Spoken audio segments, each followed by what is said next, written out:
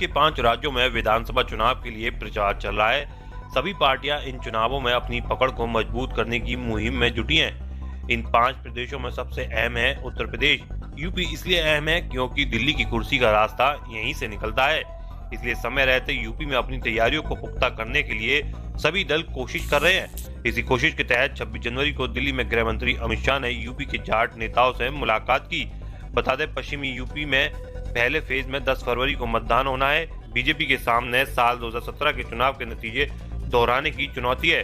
चुनौतियों का चक्रव्यूह इसलिए भी मुश्किल है क्योंकि अटकलें लगाई जा रही हैं कि किसान आंदोलन के बाद से जाट बीजेपी से नाराज है।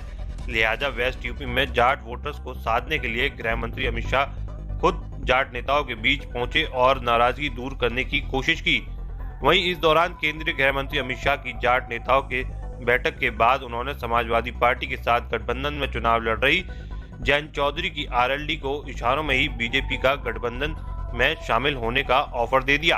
अमित शाह के इस ऑफर के बाद जयंत चौधरी ने प्रतिक्रिया दी है।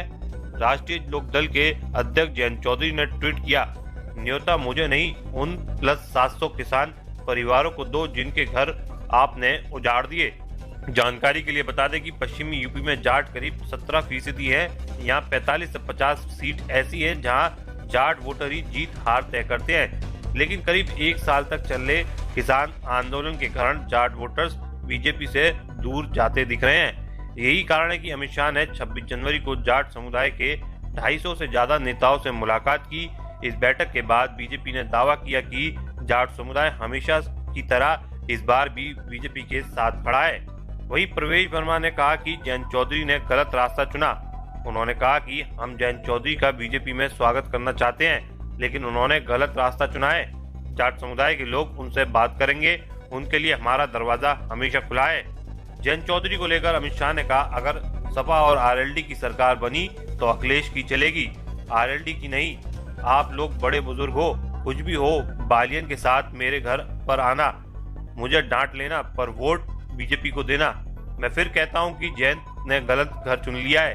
अभी कुछ नहीं हो सकता, लेकिन 2024 के लिए उन्हें आप जरूर समझाएं। अगर झगड़ा है तो आपस में बैठकर सुलझा लेंगे, बाहर से किसी को क्यों बुलाना। आपको बता दें, बीजेपी ने पश्चिमी यूपी में अपनी पूरी ताकत लगा दी है। सिर्फ इसलिए नहीं कि इस इलाके में चुनाव पहले होना है, बल्कि इसलिए भी किसानों की नाराजगी का मुद्दा इस क्षेत्र में खासा प्रभाव डाल सकता है। आज बीजेपी के 4 बड़े और धुरंधर नेता प्रचार करेंगे तो अपने गढ़ मुजफ्फरनगर में राष्ट्रीय लोकदल के नेता जयंत चौधरी की तीन सभाएं हैं। आज भी दिल्ली से लेकर लखनऊ तक बीजेपी के जितने दिग्गज हैं वो सब पश्चिमी यूपी में प्रचार करने वाले हैं। केंद्रीय गृह मंत्री अमित शाह से लेकर रक्षा मंत्री राजनाथ सिंह, बीजेपी के राष्ट्रीय अध्यक्ष जेपी नड्डा और मुख्यमंत्री योगी आदित्यनाथ घर घर जाकर वोट मांगेंगे।